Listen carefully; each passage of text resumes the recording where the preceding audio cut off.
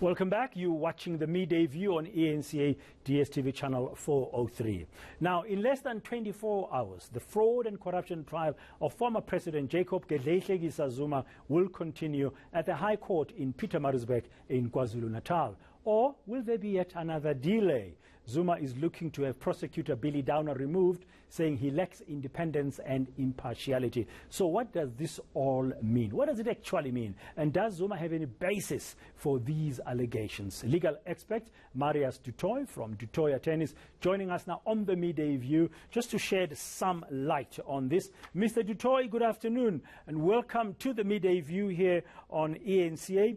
When Judge Kuhn last week postponed the start of the trial to tomorrow, my understanding was that when they resume tomorrow, the issue of the pleas will be heard first. And that is sort of in two parts. The first part is about the recusal of Billy Downer, that Mr. Zuma's lawyers will be pleading for the recusal of Mr. Billy Downer as a prosecutor. But also there's still that matter of pleading in the trial itself, whether guilty or not. Am I correct? Yes, Dan, essentially the plea itself to the charges would take place. The other aspect would not really be a plea. That would be more an application to say that the state prosecutor is biased or something to that effect, and he should recuse himself from the proceedings, and that the court should give an order that the prosecutor be recused from the proceedings. So that would not essentially be a plea, Dan, in the legal sense of the word. They might bring an application and say to the judge, well, these are the grounds upon which I passionately plead to you to make such a ruling, but it won't be the form of a plea.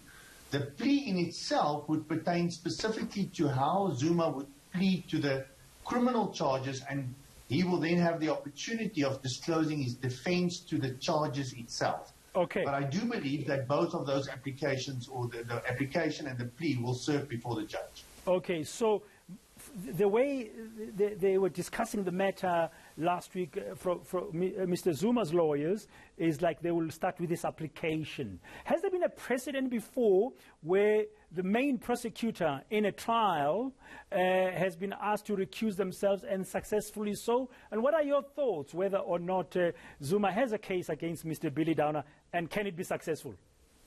Well, I think a number of occasions these sort of matters have come before our courts where applications have been made to have prosecutors recuse themselves from proceedings. The applications essentially, Dan, are vastly different to when you apply for a judge or a magistrate to recuse themselves. Essentially, when you ask for a magistrate to recuse themselves, you are saying that there's an irregularity in the proceedings, or there's a perception of biasness on the side of the presiding officer. Then that magistrate, if he then refuses to recuse himself, you can take him on review. In the High Court, if there's a perception of biasness on the part of the judge, well, you have to deal with that by way of a so-called special entry into the proceedings where you say, Judge, I believe you are biased in these proceedings and it's compromising the accused. However, the role of the prosecutor is vastly different, Dan, and our courts have often had a look at that and said, well, listen, the prosecutor is neither the arbitrator to the proceedings, he's neither the one that considers whether evidence should be adduced or not.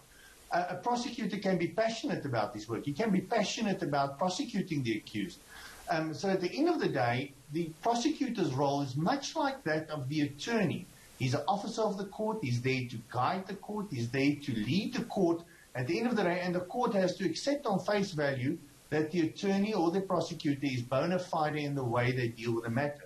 And should the prosecutor be, for argument's sake, trying to present fabricated evidence, knowing it to be fabricated, or he does something in the proceedings which clearly goes against the grain of the dignity that's required of a prosecutor, well, that, of course, would not only lead to sanction from the National Prosecuting Authority, but ultimately, in an instance like that, it could result in the prosecutor being the court giving an order that the prosecutor have to withdraw as a prosecutor in the proceedings. And you were asking specifically about instances. They have come before us. There was an instance in Northwest recently where a matter was considered on that basis, where the regional magistrate firstly said, I'm not going to grant you the order, where they said the prosecutor made a remark about the accused rotting in jail. And it was refused by the High Court. Okay, now in this case, from my understanding from the reports we've seen, I haven't had sight of Mr. Zuma's affidavit in this application for Billy Downer to recuse himself. We'll find out tomorrow in court, maybe. We'll get some ideas. But one of the things one is picking up, apparently, because Mr. Billy Downer in the past had been involved in a case with the DA where he had been, according to the speculation, been seen to be in favor of the DA. Therefore, Mr. Zuma's lawyers arguing that he's got a political bias against Mr. Zuma, of course, who belongs to the ANC. Do you think it's got a basis to get Mr. Downer recused on the political basis? Well, it sounds far-fetched, Dan, but having said that, you know, if they make out their case before the judge, of course the judge will have the final say in that. And if he believes it's without merit, he will say, well, guys, sorry, there's no basis for it.